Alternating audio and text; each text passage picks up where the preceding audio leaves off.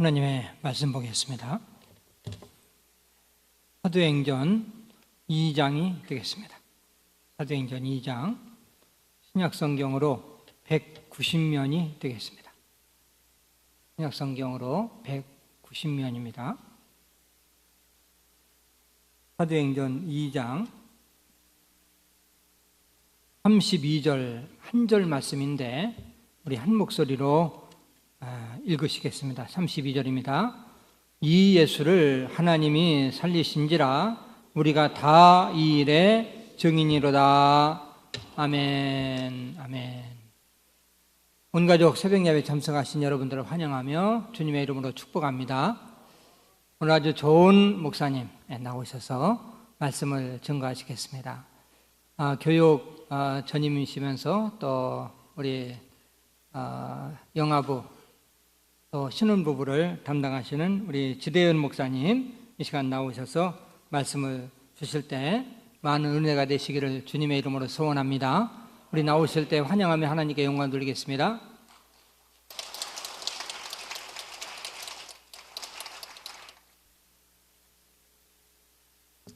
할렐루야.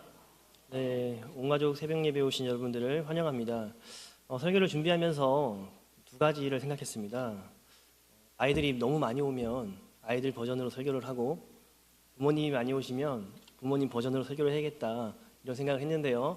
어른 중심으로 설교를 하고요. 부활의 의미를 생각 많이 해봤는데 예수님이 우리의 죄를 위해서 십자가에 못 박히시고 구원하셨다. 이거를 넘어서서 부활이 우리에게 어떤 의미가 있으며 우리가 왜 부활의 증인이 될 수 있는지에 대해서 아이들에게 설명해 줄 수 있는 귀한 시간이 되기를 바랍니다.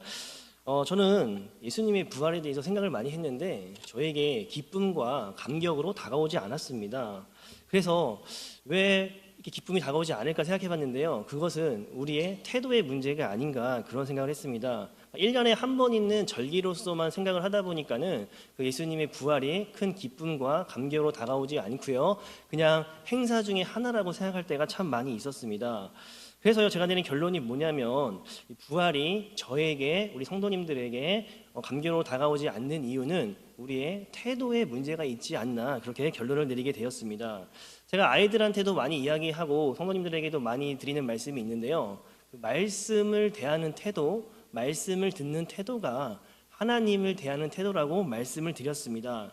저는 신혼교구와 영아부를 담당하고 있는데요. 지금과는 분위기가 다릅니다. 신혼교구 예배를 드리면요, 정신이 없습니다. 영아부 아이들, 유치부 아이들이요, 뛰어놀고 떠들고 심지어는요, 설교를 하고 있으면 강대상으로 애들이 올라옵니다. 올라가서요, 제 다리를 붙잡고 놉니다. 그렇지만 저는 또 그런 거 아이들이 또 목사를 알아보고 와서 함께 한다는 거에 또 즐거워해서 말씀을 전하고는 하는데요. 그런데 그러한 정신없는 상황 속에서도 한 집사님이요, 어수선한 분위기임에도 불구하고 말씀 시간이 되면 나오셔가지고 앞자리에 앉아서 예배를 드리시는 집사님이 있습니다. 누구나 할 수 있는 건데 아무나 할 수 없는 태도죠. 저는 그 집사님을 보면서 와, 저게 정말 말씀을 대하는 태도구나. 어수선한 상황 속에서도 말씀을 듣기 위해서 한 걸음 옆으로 나와서 앉아서 말씀을 듣는 모습을 보며 참 많은 것을 느끼게 되었습니다. 그래서요, 저와 여러분 모두가 말씀을 대하는 것이 하나님을 대하는 태도라는 것을 기억하신다면 예배를 통해서 부활의 의미가 우리에게 정말 진심으로 다가오지 않을까 그런 생각을 때로는 많이 합니다. 말씀에 순종하는 태도를요, 우리는 희생이라고 할 때가 많이 있거든요. 그런데 희생으로 인해 주어지는 은혜가 우리에게 훨씬 크다는 것을 기억하셔야 됩니다. 우리는 희생을 한다고 이야기하지만 희생 뒤에 있는 하나님의 은혜가 훨씬 크다는 것을 기억하셔야 됩니다. 하나님은요, 우리를 위해 목숨을 거셨는데요, 우리 이 자리에 구원받는 우리 모두가 하나님을 위해서 목숨을 건 사람이 있습니까? 아무도 없습니다. 우리는 질문해 봐야 되는데요, 여러분들은 하나님을 위해 무엇을 거셨습니까? 이거를 질문해 보셔야 됩니다. 혹시 가족 중에요, 예수님을 믿지 않는 분들이 있다면 핍박을 받을 수 있어요, 그죠? 그래서 가족을 믿지 않는 분이 있다면 가족에게 핍박의 대가를 지불하는 경우도 있고요. 때로는 지금 우리가 예배 시간에 안 나오고 돈을 번다면 돈을 벌 수 있기 때문에 돈의 대가를 지불할 수도 있고요. 또 우리 자녀들이 몇 명 왔는데 자녀들은요, 무엇을 포기하고 왔죠? 잠이라는 것을 포기하고 이 자리에 왔다는 겁니다. 그런데 우리가 핍박의 대가와 물질의 대가와 잠의 대가를 지불했지만 목숨의 대가를 지불하고 이 자리에 와서 예배 드린 사람은 없다는 겁니다. 그러니 저희가 기억을 해야 되죠. 저희가 하나님을 위해서 많은 것들을 포기했다고 하지만 하나님께서는요, 자기의 독생자 예수님을 우리에게 내어주셨고요, 자신의 생명을 우리에게 내어주셨다는 겁니다. 그래서 제가 드리고 싶은 말씀, 부활의 의미가 무엇인지 지금부터 핵심입니다.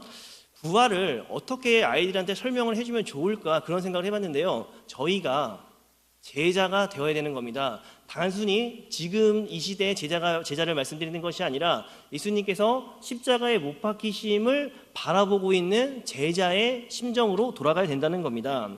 피를 흘리면서 점점 죽어가시는 예수님의 모습이 있습니다. 그런데 제자들은요, 3년 동안 예수님을 따라다녔습니다. 따라다니면서요, 수많은 기적을 보았죠. 말 못하는 사람이 말을 하게 되고요, 걷지 못하는 사람이 걷게 되고요, 심지어는요, 죽었던 사람이 다시 살아나는 기적을 제자들은 수없이 많이 보았습니다. 그런데 기적을 행하시는 예수님을 와, 나의 메시아다라고 믿고 나아갔는데 그 예수님이 십자가에 못 박혀 다른 죄인들과 다르지 않게 죽어가는 모습을 볼 수밖에 없었다는 겁니다. 마치 강도의 모습처럼 죽는 것을 바라볼 수밖에 없었습니다. 십자가에 못 박히는 예수님을 제자들이 바라보고 있는데 아무도 말을 못하는 거죠. 그런데 이런 생각을 해보았습니다. 그 다혈질적인 베드로가 그 모습을 봤을 때 마음속으로 얼마나 울분이 일어났겠습니까? 예수님께 뛰쳐나가서 왜 우리 예수님을 십자가에 못 박냐, 이렇게 말을 하고 싶었지만 아무 말도 하지 못했을 거고요. 마음이 부드러운 요한과 다른 제자들은요, 차마 예수님께서 십자가에 못 박히시는 모습을 내가 볼 수 없다라고 하며 눈을 감고 있지 않았을까, 그런 생각을 참 많이 합니다. 그런데요, 이거를 기억하셔야 됩니다. 십자가에 못 박히시는 예수님을 바라보는 제자들이 과연 예수님이 불쌍하다라고만 생각했을까요? 저는 그렇게 생각하지 않습니다. 예수님이 탈진하고 쓰러지는 모습을 보면서 처음부터 끝까지 예수님만 생각하는 것이 아니라 바로 제자들 자신을 생각했다는 겁니다.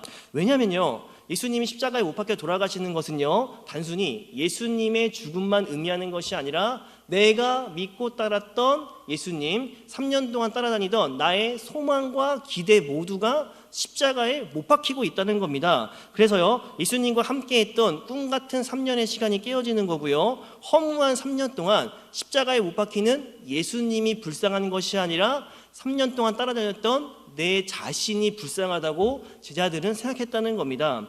그래서요, 예수님이 불쌍한 것이 아니라 내가 불쌍해 보였습니다라고 제자들이 생각하지 않았을까, 그런 생각을 참 많이 합니다.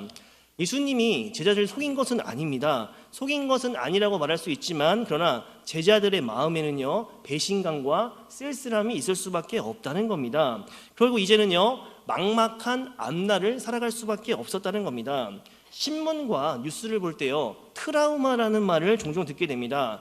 트라우마가 뭐냐면요, 큰 충격을 받아가지고 정상적인 삶을 살지 못하는 상황을 트라우마라고 표현을 한다는 겁니다. 쉽게 말씀드리면요, 엘리베이터를 탔는데요, 거기에 갇혀본 사람은요, 또다시 엘리베이터 타기가 굉장히 어렵다고 합니다. 바로 제자들이 지금 그런 상황이라는 겁니다.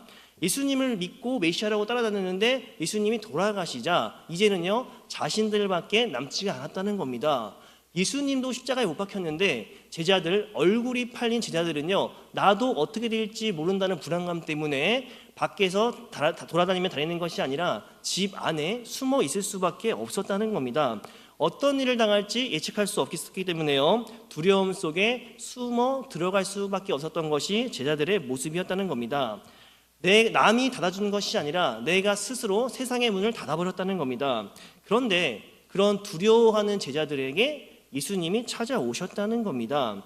그리고요, 성경은 제자들이 문을 열어줬다고 표현하지 않지만 예수님께서 오셨고요, 문 잠겨진 것과 상관없이 예수님께서 제자리에 오셔서 요한복음 20장 19절의 말씀을 이렇게 말씀하셨습니다.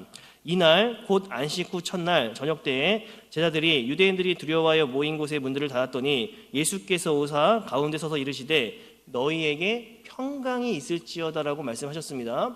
예수님이 제자들한테 왔던 이유가 무엇이냐면 평강을 주기 위함이라는 것을 기억하셔야 된다는 겁니다. 그리고 20절에도 이렇게 말씀하십니다. 이 말씀을 하시고요, 손과 옆구리를 보이시니 제자들이 기뻐하였다라고 기록을 하고 있습니다. 부활의 증거가 뭐냐면 손과 옆구리라는 겁니다. 그 예수님을 목격했을 때 제자들의 마음이 어땠을까요? 그 제자들의 마음이 어땠을까요? 기쁨이 생겼습니다. 그리고 21절 다시 한번 이렇게 말씀하시는데요. 너희에게 평강이 있을지어다라고 다시 한번 말씀을 하십니다. 부활하신 예수님이 낙심하고 실망한 제자들에게 찾아왔던 이유가 무엇이냐면 평강을 주기 위해서라는 것을 기억하셔야 됩니다. 아버지께서 나를 보내신 것 같이 나도 너희를 보내노라. 그러니까 잠긴 문을 열고 나아갈 수 있도록 예수님께서 제자들에게 오셨다는 겁니다. 그렇기 때문에요, 이것을 기억하셔야 됩니다. 제자들에게 있어서 부활은요, 예수님의 육체적 부활만을 의미하는 것이 아니라 그들 속에 잠들었던 믿음의 부활이라는 것을 기억하셔야 됩니다. 이게 우리가 아이들한테 설명해 줄 수 있다는 겁니다. 그러니까 제자들은요, 예수님을 믿고 따랐는데요, 예수님이 죽어버렸습니다. 그래서 내가 믿은 예수님이 거짓되고 잘못됐구나라는 이런 패배의식 속에 살아가고 있었는데, 예수님이 부활하심을 통해서 제자들의 마음에 내가 믿었던 예수님, 내가 믿던 메시아가 참 메시아고 진실한 메시아라는 믿음의 부활과 삶의 부활이 이루어졌다는 겁니다. 그래서 예수님의 부활은요, 단순히 육체적인 부활만을 의미하는 것이 아니라 소망의 부활이었고요, 예수님과 함께했던 3년의 시간의 부활이었고요, 그리고 말씀대로 살아가는 것이 맞구나라는 제자들의 사역의 부활이었다는 것을 기억하셔야 된다는 겁니다. 그래서요, 삶의 부활, 실천의 부활이 우리에게 주는 의미라는 것을 기억하시기를 바랍니다. 그저 부활절 예배 때에만 부활의 의미를 생각하는 것이 아니라요, 내 삶에 어려움과 고통이 다가왔을 때 그때서도 부활의 의미를 생각한다면 우리가 결코 시험에 넘어질 수 없다는 겁니다. 나를 세워주는 것이 무엇이냐면 부활의 의미고요, 나 같은 죄인을 위해서 십자가에 못 박히시고 3일 만에 살아나신 그 예수님의 은혜가 우리 안에 다가왔을 때 우리의 삶이 회복되고 부활의 감격을 누릴 수 있다는 겁니다. 그래서요, 첫 번째 드리고 싶은 말씀이 뭐냐면요, 부활이 주는 것은 잃어버린 과거의 3년의 삶의 부활이었고요, 소망이 없어 낙심하고 있는 사람들에게 어떻게 살아가야 되는지 삶의 부활을 우리에게 알려주시는 거고요, 문 안에 있던 사람이 있다면 문을 열고 문 밖으로 나가서 예수님을 전할 수 있도록 인도하는 그것이 부활의 의미라는 것을 기억하시기 바랍니다. 그래서 부활의 첫 번째 의미는요, 우리의 믿음의 부활이라는 것을 기억하셔야 됩니다. 그래서 아이들에게 설명해 줄 때는요, 그 제자들의 상황에 한번 직접 대입을 해보셔야 됩니다. 그래서 십자가에 못 박히셨을 때는 얼마나 낙심했을까, 그런데 십자가에 못 박히셨다가 3일 만에 부활하셨을 때 그 제자들이 받는 그 기쁨과 즐거움과 감격에 대해서 아이들이 설명을 한다면 아이들이 잘 이해할 수 있을 거라고 생각을 합니다. 그리고 두 번째 드리고 싶은 말씀이 무엇이냐면요, 우리가 같은 것을 보고 같은 방향으로 나아간다고 해도 서로 다른 방향으로 나아갈 수밖에 없었다는 겁니다. 권력을 가지고 있던 로마 군인들이요, 손을 빌려 예수님을 십자가에 못 박아 죽었습니다. 왜 로마 사람들이 예수님을 십자가에 못 박았을까요? 예수님이 누군지 몰라서 그랬습니다. 하나님은 그들에게 증언했지만 로마 사람들은요, 그걸 알아들을 수 있는 귀가 없었다는 겁니다. 이것이 우리가 기도해야 되는 기도 제목입니다. 하나님은 지금도 우리에게 말씀하시는데요, 우리는 깨닫지 못합니다. 하나님은 지금도 우리에게 보여주고 계시지만 우리는 볼 수가 없다는 겁니다. 수많은 기적과 수많은 가르침을 행하셨지만 그 예수님이 드러내는 하나님이 누구신지 알 수 없었고요, 그렇기 때문에 예수님을 십자가에 못 박아 죽을 수밖에 없었다는 겁니다. 그런데 유대 종교 지도자들만 그것을 알아보지 못하는 것이 아닙니다. 더 많은 사람들이 예수님의 말씀을 들었음에도 예수님을 메시아라고 알지 못하는 이유가 무엇일까요? 예수님이 걸으려는 메시아의 길과 군중들이 원하는 메시아의 길이 달랐기 때문입니다. 이걸 기억하셔야 됩니다. 예수님이 걸으시는 메시아의 길은요, 많은 사람들을 구원하기 위해 십자가에 못 박히는 것, 하나님의 뜻을 이루기 위한 것이 예수님이 걸으려는 메시아의 길이었는데요, 군중들의 메시아의 길은 어땠죠? 내 먹을 것을 해결해주고, 내가 자고 싶을 때 잘 수 있게 해주고, 내가 로마의 압제에서 벗어나는 것, 즉 정치적인 군사적으로 부강한 것을 이루는 것을 군중들은 원했기 때문입니다. 그래서 예수님에 대한 기대가 채워지지 않자 그 예수님을 따랐던 제자들은 어떻게 되죠? 사람들은요, 예수님을 배반하게 되는 겁니다. 호산나 외치면서 예수님을 찬양했던 그들이요, 자신들의 필요가 채워지지 않자 예수님을 십자가에 못 박아야 된다고 이야기한다는 겁니다.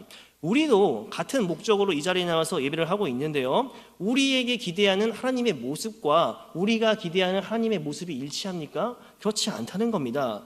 우리가 원하는 대로 해줄 때는요, 하나님께 기뻐 찬송하며 감사하지만 우리가 원하는 것이 이루어지지 않을 때는요, 하나님께 원망하며 불평하는 모습은요, 마치 예수님이 메시아라고 그렇게 전했던 것을 알아듣지 못하는 군중들의 모습과 똑같다는 것을 기억하셔야 됩니다. 그런데요, 이런 안타까운 모습에 우리에게 찾아오신 분이 있는데 그분이 누구시냐면 바로 성령님이라는 것을 기억하셔야 됩니다. 오늘 본문은요, 제가 짧게 한 줄만 읽었지만 베드로의 설교에 대한 이야기입니다. 베드로는요, 사람들 앞에 나와서요, 예수님이 다시 살아나신 것에 대해서 나와 우리 모두는 증인이다라고 말하고 있다는 겁니다.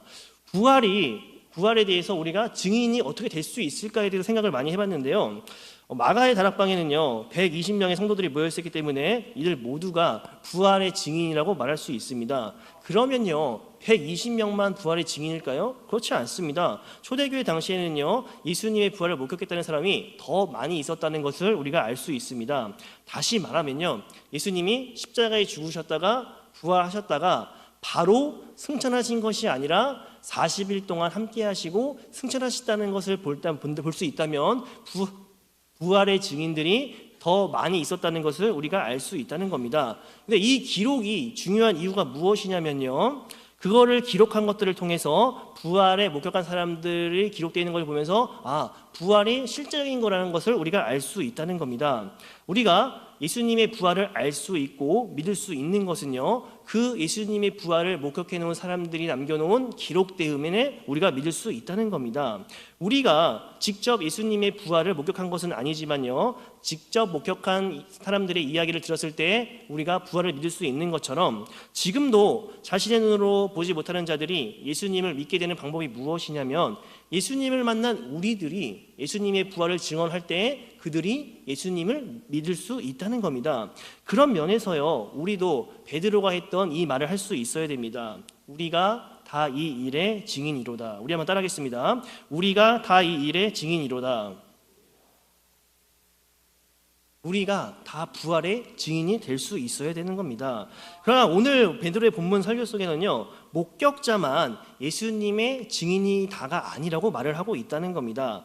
사람이 육체로 부활하신 예수님을 육체의 눈으로 목격할 수 있는 가능성은요, 예수님이 승천하신 후에는 끝나버렸습니다. 우리는 눈으로 예수님을 볼 수 있을까요, 없을까요? 볼 수 없다는 것을 기억하셔야 됩니다. 그런데요, 오늘 베드로의 설교 속에서는요, 육신의 눈으로는요 예수님의 부활을 목격할 수가 없지만 예수님의 부활하심을 우리가 증언하고 증거할 수 있는 방법이 무엇이냐고 표현하고 있는데, 그게 무엇이냐면 바로 성령님이라는 겁니다. 성령은요 사람이 만들 수 없는 거고요, 사람이 줄 수 있는 것도 아니라는 겁니다.